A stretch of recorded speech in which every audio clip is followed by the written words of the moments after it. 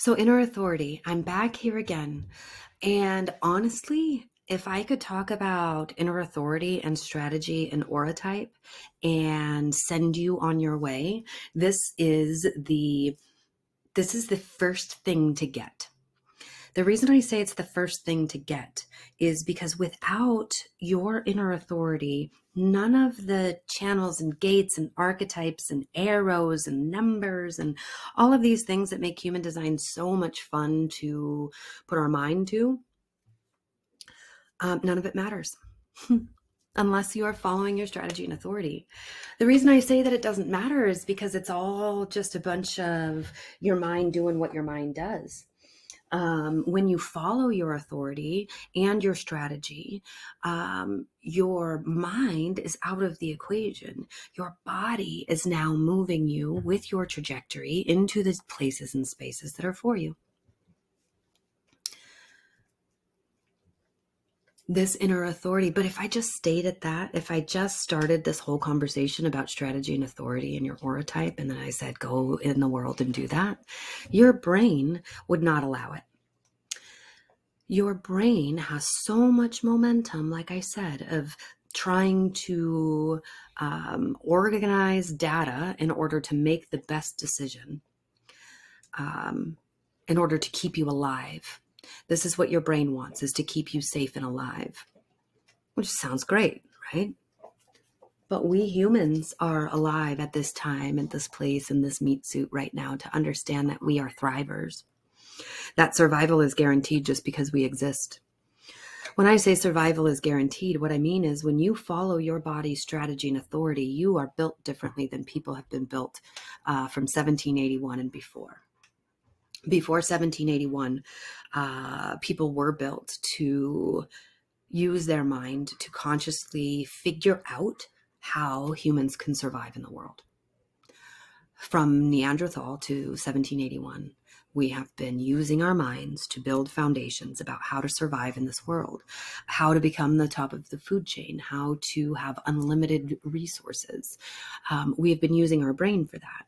We have successfully become the top of the food chain, have quote unquote uncapped resources, although we know that that's not true. And now here we are, and it is time for our species to evolve into thriving. Now that we've got our foundation of survival down, now it's time to move with our bodies into the places and spaces in which our purpose is fulfilled, in which our outer authority, and we're going to talk about that next, our outer authority can serve the other. I love how, I know it's all with great intentions, but there's a lot of coaches and people out in the world who talk about wanting to be of service, and it's beautiful. And it's pretend. When we want to be of service, it is a survival tactic. When we follow our body into places and spaces that are right for us, we become the authentic expression of ourselves.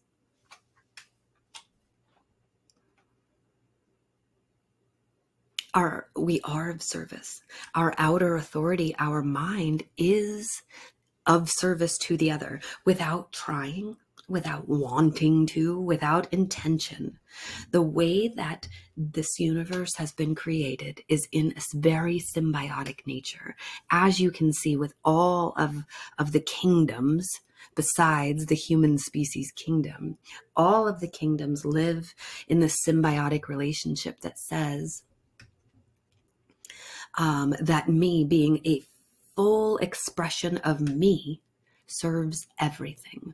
The tree being the fullest expression of the tree, not detracting its limbs because it is too big. No, being as big as its energy inside moves it to be, and it being the fullest expression of what it be allows the mycelium in the earth to grow.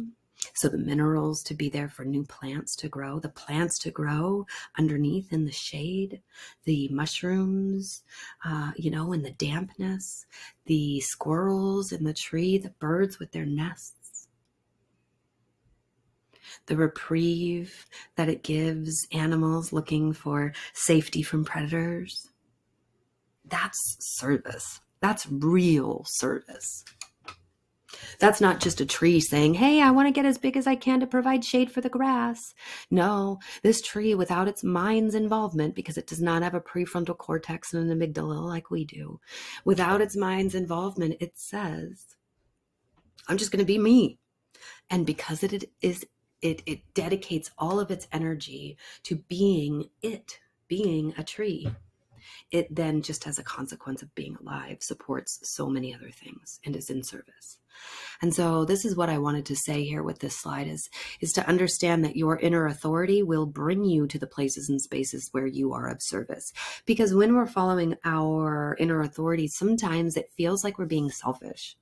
Sometimes it can feel like, my spleen said no to going into that restaurant. My intuition said, nope, it's not healthy for you. So I turned around and walked away.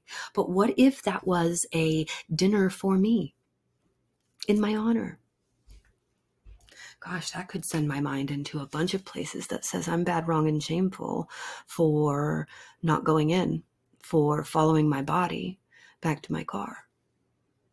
But I want to tell you that me following my body back to my car is the greatest service for us all. If I go in there, something happens, I get sick, it always will have to do with my body. If I do not follow my splenic hits or my intuitive knowing, my body always suffers. Either I'll get sick or I'll get hurt or something like that will happen. And so when those things happen, the second and third order effects of those things make other people suffer. So my mind's thought of being of service or doing the right thing by going into a dinner in my honor, even though my intuition said not to, was going to cause more harm than good. Me leaving allows whatever the universe had in store to unfold without my interference. So we will be able to, I want to invite you to get with me, to come into my fractal community, and you will learn more and more about your inner authority. You will be able to join with people who also are on this journey of experimentation with their specific authorities and be able to kind of compare notes and find some allies and some comfort and just some sameness.